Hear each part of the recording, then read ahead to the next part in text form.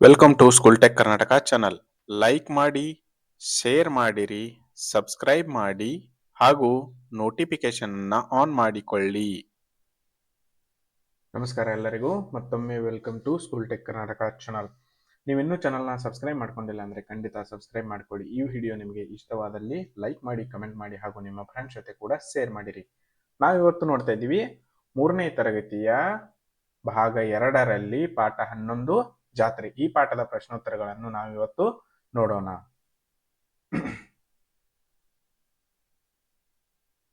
ಇಲ್ಲಿ ಸಾಮರ್ಥ್ಯ ಏನಿದೆ, ಸೂಚನೆಗಳನ್ನು ಅನುಸರಿಸಿ ವಿವರಣಾತ್ಮಕ ವಾಕ್ಯಗಳನ್ನು ಬರೆಯುವುದು, ಕೊಟ್ಟಿರುವ ಪದಗಳ ಆಧಾರದಿಂದ ಅರ್ಥಪೂರ್ಣ ವಾಕ್ಯಗಳನ್ನು ರಚಿಸುವುದು. ಅದಾದ್ಮೇಲೆ ನಾವೇನು ನೋಡೋಣ, ಪದಗಳ ಅರ್ಥ. ಪದಗಳ ಅರ್ಥ ಆದ್ಮೇಲೆ ಟಿಪ್ಪಣಿ ಇರುತ್ತದೆ. ಪದಗಳ ಅರ್ಥ ನೋಡೋಣ. ಸಂಭ್ರಮ, ಸಂತೋಷ, ಕಂಗೊಳಿಸು, ಶೋಭಿಸು, ನೆರೆ, ಸೇರು, ಜಾತ್ರೆ, ಉತ್ಸವ, ಪರಿಸೆ, ಕುತೂಹಲ, ತವಕ, ಕಂಸಾಳೆ, ಕಂಚಿನ ತಾಳ, ಸಂಭ್ರಮ, ಖುಷಿ, ಸಂತೋಷ, ಮಲೆ, ಬೆಟ್ಟ, ಮಧುರ, ಇಂಪಾದ, ನಾದ, ಧ್ವನಿ, ತಂಡ, ಗುಂಪು, ರಥ, ತೇರು, ಭಂಗಿ, ನಿಲುವು, ಭಿನ್ನ, ಬೇರೆ, ಒಡನೆ, ತಕ್ಷಣ, ಪ್ರಚಲಿತ, ರೂಢಿಯಲ್ಲಿನ, ಪುರಾಣ, ಹಿಂದಿನ, ಶೈಲಿ, ರೀತಿ, ಸಿಂಗರಿಸು, ಅಲಂಕರಿಸು, ಮಂಡಾಸು, ಪೇಟ, ಅಭಿನಯಿಸು, ನಟಿಸು ಅಂತ ಇದೆ. ಅದಾದ್ಮೇಲೆ ಇನ್ನು ಟಿಪ್ಪಣಿ ನೋಡೋಣ.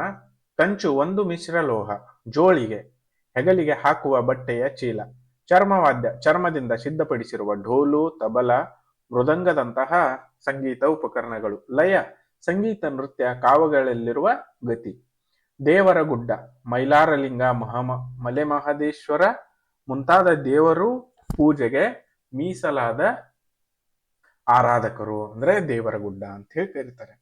ಅದಾದ್ಮೇಲೆ ನಾವು ಇವತ್ತು ನೋಡೋಣ ಅಭ್ಯಾಸ. ಒಂದು ವಾಕ್ಯದಲ್ಲಿ ಉತ್ತರಿಸು. 1. ರಥಬೀದಿ ಹೇಗೆ ಕಂಗೊಳಿಸುತ್ತಿತ್ತು? ರಥಬೀದಿಯ ತಳಿರು ತೋರಣ ಹಾಗೂ ಬಣ್ಣದ ಹೂಗಳ ಅಲಂಕಾರದಿಂದ ಕಂಗೊಳಿಸುತ್ತಿತ್ತು. 2. ಕಂಸಾಳೆ ಎಂದರೇನು? ಕಂಚಿನ ತಾಳಕ್ಕೆ ಕಂಸಾಳೆ ಎನ್ನುವರು.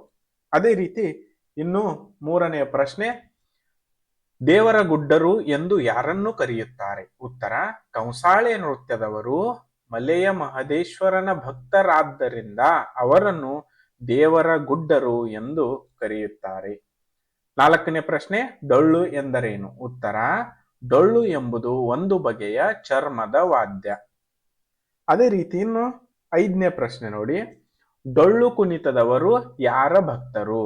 ಉತ್ತರ, ಡೊಳ್ಳು ಕುಣಿತದವರು ಬೀರದೇವರ ಭಕ್ತರು. 6ನೇ ಪ್ರಶ್ನೆ, ರಂಗಸ್ಥಳ ಎಂದರೇನು? ಬಣ್ಣದ 4 ಕಂಬಗಳಿಂದ ಸಿಂಗರಿಸುವ ಎತ್ತರವಾದ ಜಾಗಕ್ಕೆ ರಂಗಸ್ಥಳ ಎನ್ನುವರು. 7ನೆಯ ಪ್ರಶ್ನೆ, ಯಾರನ್ನು ಭಾಗವತರೆಂದು ಕರೆಯುತ್ತಾರೆ? ಉತ್ತರ, ಜಾಗಟೆ ಹಿಡಿದು ದನಿಯೆತ್ತಿ ಹಾಡುತ್ತಿರುವವರನ್ನು ಭಾಗವತರೆಂದು ಕರೆಯುತ್ತಾರೆ. ಅದೇ ರೀತಿ ಇನ್ನು ಆ 2-3 ವಾಕ್ಯಗಳಲ್ಲಿ ಉತ್ತರಿಸಿ. 1. ಬೀಸು ಕಂಸಾಳೆ ಎಂದರೇನು? ಮಹದೇಶ್ವರನನ್ನು ಕುರಿತು ಹಾಡುತ್ತಾ ಬಾಗಿ ಬಳುಕಿ ಕುಳಿತು ನಿಂತು ಲಯವಾಗಿ ಕಂಸಾಳೆಯನ್ನು ತಟ್ಟುತ್ತಾ ಬೀಸುತ್ತಾ ನೃತ್ಯ ಮಾಡುವುದಕ್ಕೆ ಬೀಸು ಕಂಸಾಳೆ ಎನ್ನುವರು. ಈತಲ್ವಾ? ಸೊ ಅದೇ ರೀತಿ ಇನ್ನು 2ನೇ ಪ್ರಶ್ನೆ, ಕಂಸಾಳೆಯವರು ಹಾಡುತ್ತಾ ಹೇಗೆ ನರ್ತಿಸುತ್ತಾರೆ?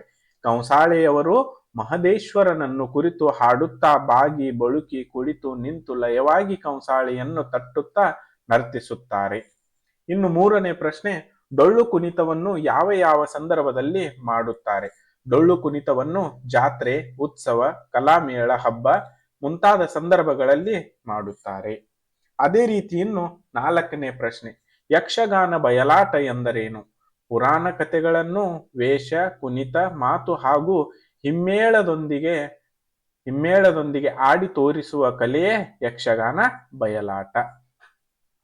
ಅದೇ ರೀತಿ 5ನೇ ಪ್ರಶ್ನೆ, ಯಕ್ಷಗಾನ ಬಯಲಾಟದ ಮುಖ್ಯ ಅಂಶಗಳಾವವು? ಉತ್ತರ, ರಂಗಸ್ಥಳ, ಹಿಮ್ಮೇಳ, ಮುಮ್ಮೇಳ ಮತ್ತು ಪ್ರಸಂಗ ಇವುಗಳ ಯಕ್ಷಗಾನ ಬಯಲಾಟದ ಮುಖ್ಯ ಅಂಗಗಳು. ಅದೇ ರೀತಿ ಇನ್ನು ಈ ವಾಕ್ಯಗಳಲ್ಲಿ ಬಿಟ್ಟಿರುವ ಶಬ್ದಗಳನ್ನು ತುಂಬು. 1. ರಾಜು ಮತ್ತು ಕಮಲ ತಾತನ ಜೊತೆಗೆ ಜಾತ್ರೆಗೆ ಹೋದರು. 2ನೇದು, ಜಾತ್ರೆಯಲ್ಲಿ ನೋಡಿದ್ದೆಲ್ಲ ಜನಸಾಗರವೇ ನೆರೆದಿತ್ತು. 3ನೆಯ ಪ್ರಶ್ನೆ, ಯಕ್ಷಗಾನ ಬಯಲಾಟದ ಅಂದಿನ ಪ್ರಸಂಗ ಶ್ರೀದೇವಿ ಮಹಾತ್ಮೆ. 4ನೇದು ಜಾತ್ರೆಯಲ್ಲಿ ಭಕ್ತರು ರಥ ಎಳೆಯುತ್ತಿದ್ದರು. ಅದೇ ರೀತಿ ಇನ್ನು ಈ ಹೊಂದಿಸಿ ಬರೆಯಿರಿ. ಡೊಳ್ಳು ಚರ್ಮವಾದ್ಯ, ಕಂಸಾಳೆ ತಾಳವಾದ್ಯ, ಯಕ್ಷಗಾನ ಚಂಡೆ. ಆಯ್ತಾ? ಸೊ ಅದಾದ್ಮೇಲೆ ಇನ್ನು ಈ ಮಾತುಗಳನ್ನು ಯಾರು ಯಾರಿಗೆ ಎಂದು ಈ ಮಾತುಗಳನ್ನು ಯಾರು ಯಾರಿಗೆ ಹೇಳಿದರು ಎಂದು ಬರೆ. 1. ಇವರು ಮಲೆಯ ಮಹದೇಶ್ವರನ ಭಕ್ತರಾದ ದೇವರ ಗುಡ್ಡರು. ಯಾರು ಹೇಳಿದರು? ತಾತ ಹೇಳಿದನು. ಯಾರಿಗೆ ಹೇಳಿದರು? ರಾಜುವಿಗೆ ಹೇಳಿದನು. 2ನೇಯದು ತಾತ ಅದೇನದು ಅಲ್ಲಿ ಕಾಣುತ್ತಿರುವುದು? ಯಾರು ಹೇಳಿದರು? ರಾಜು ಹೇಳಿದನು. ಯಾರಿಗೆ ಹೇಳಿದನು? ತಾತನಿಗೆ ಹೇಳಿದನು. ಅದೇ ರೀತಿ ಇನ್ನು ಸಾಮರ್ಥ್ಯಾಧಾರಿತ ಅಭ್ಯಾಸ. ಈ ಶಬ್ದಗಳನ್ನು ಬಳಸಿ ಅರ್ಥಪೂರ್ಣ ವಾಕ್ಯ ರಚಿಸುವಂತ ಇದೆ. 1. ಕುತೂಹಲ, ನನಗೆ ಕುತೂಹಲ ಇರುವ ಕತೆ ಕೇಳಲು ಇಷ್ಟ. 2. ಬಾರಿಸು, ಡೊಳ್ಳು ಬಾರಿಸುವವರನ್ನು ನೋಡಲು ನನಗೆ ಇಷ್ಟ. 3. ಭಿನ್ನ ಭಿನ್ನ, ಜಾತ್ರೆಯಲ್ಲಿ ಭಿನ್ನ ಭಿನ್ನವಾದ ಆಟಿಕೆ ಸಿಗುತ್ತವೆ. 4. ಅಭಿನಯ, ನಾನು ನಾಟಕದಲ್ಲಿ ಅರ್ಜುನನ ಅಭಿನಯ ಮಾಡಿದ್ದೆನು. ಅದೇ ರೀತಿ ಇನ್ನು ಇಲ್ಲಿನ 3 ಮನೆಗಳಲ್ಲಿರುವ ಪದಗಳನ್ನು ಕ್ರಮವಾಗಿ ಬಳಸಿ ಅರ್ಥಪೂರ್ಣ ವಾಕ್ಯಗಳನ್ನು ಬರೆಯಿರಿ. ಆಯ್ತಾ? ಮೊದಲನೇ ಒಂದು ಮನೆಯಲ್ಲಿ ಏನ್ ಕೊಟ್ಟಿದ್ದಾರೆ? ನೀವು, ರಾಜು, ಕಮಲ, ಅವರು, ಅದು, ಊರಿಗೆ ಬರುತ್ತದೆ, ಬಂದರು, ಬಂದನು, ಬಂದಳು, ಬನ್ನಿ. ಆಯ್ತಾ? ನಾವಿನ್ನು ವಾಕ್ಯಗಳನ್ನ ನೋಡೋಣ. ನೀವು ಊರಿಗೆ ಬನ್ನಿ. ರಾಜ ಊರಿಗೆ ಬಂದನು ಅಂದ್ರೆ ರಾಜು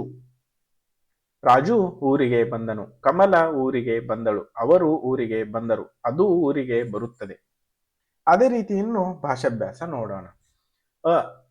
ಇಲ್ಲಿ ಕೊಟ್ಟಿರುವ ವಿವರವು ನಡೆದು ಹೋಗಿರುವ ಘಟನೆಯಾಗಿದ್ದಾಗಿದೆ. ಅಡಿಗೆರೆ ಎಳೆದಿರುವ ಪದಗಳು ಮಾತ್ರ ಬದಲಿಸಿ ಮುಂದೆ ನಡೆಯಲಿರುವ ಘಟನೆಯಂತೆ ಬದಲಿಸಿ ಬರೆಯಿರಿ. ಅಂದ್ರೆ ಅವ್ರೇನ್ ಮಾಡಿದ್ದಾರೆ? ಇದು ಘಟನೆಯಾಗಿದ್ದೆ ಅಂದ್ರೆ ಘಟನೆ ಆಗೋಗಿದೆ ಆಲ್ರೆಡಿ. ನೀವೇನ್ ಮಾಡ್ಬೇಕು? ಇದನ್ನ ಇನ್ನು ಭವಿಷ್ಯತ್ ಕಾಲದಲ್ಲಿ ಬರೀಬೇಕು ಅಷ್ಟೇ. ರಾಜು ಓಟದ ಸ್ಪರ್ಧೆಯಲ್ಲಿ ಓಡಿದನು. ಸ್ಪರ್ಧೆಯಲ್ಲಿ ಗೆದ್ದನು. ಅವನಿಗೆ ಬಹುಮಾನ ನೀಡಿದರು. ರಾಜು ಬಹುಮಾನ ಪಡೆದುಕೊಂಡನು. ಜನರು ಚಪ್ಪಾಳೆ ತಟ್ಟಿದರು. ರಾಜು ಸಂತೋಷದಿಂದ ನಕ್ಕನು. ಇದನ್ನ ನಾವಿನ್ನ ಮುಂದೆ ಹೇಗೆ ನಡೆಯುತ್ತದೆ ಅದನ್ನ ಬರೆಯೋಣ. ರಾಜು ಓಟದ ಸ್ಪರ್ಧೆಯಲ್ಲಿ ಓಡುವನು. ಸ್ಪರ್ಧೆಯಲ್ಲಿ ಗೆಲ್ಲುವನು. ಅವನಿಗೆ ಬಹುಮಾನ ನೀಡುವರು. ರಾಜು ಬಹುಮಾನ ಪಡೆದುಕೊಳ್ಳುವನು. ಜನರು ಚಪ್ಪಾಳೆ ತಟ್ಟುವರು. ರಾಜು ಸಂತೋಷದಿಂದ ನಗುವನು. ಸೊ ಈಗ ಈ ಪಾಠದ ಪ್ರಶ್ನೋತ್ತರಗಳು ಮುಗಿದಿರುತ್ತವೆ. ಈ ವಿಡಿಯೋ ಇಷ್ಟವಾದಲ್ಲಿ ಲೈಕ್ ಮಾಡಿ, ಕಮೆಂಟ್ ಮಾಡಿ ಹಾಗೂ ನಿಮ್ಮ ಫ್ರೆಂಡ್ಸ್ ಜೊತೆ ಕೂಡ ಶೇರ್ ಮಾಡಿರಿ. ಸೊ ಅದೇ ರೀತಿ ನಾವಿನ್ನು ಮುಂದಿನ ಒಂದು ಪಾಠದಲ್ಲಿ ಪಾಠ 12 ಅನಾರೋಗ್ಯದ ಶಿವ, ಈ ಪಾಠದ ಎಲ್ಲ ಪ್ರಶ್ನೋತ್ತರಗಳನ್ನು ನಾವು ನೋಡೋಣ. ಸೊ ನೀವಿನ್ನೂ ಚಾನಲ್ನ ಸಬ್ಸ್ಕ್ರೈಬ್ ಮಾಡ್ಕೊಂಡಿಲ್ಲ ಅಂದ್ರೆ ಖಂಡಿತ ಸಬ್ಸ್ಕ್ರೈಬ್ ಮಾಡಿಕೊಳ್ಳಿರಿ.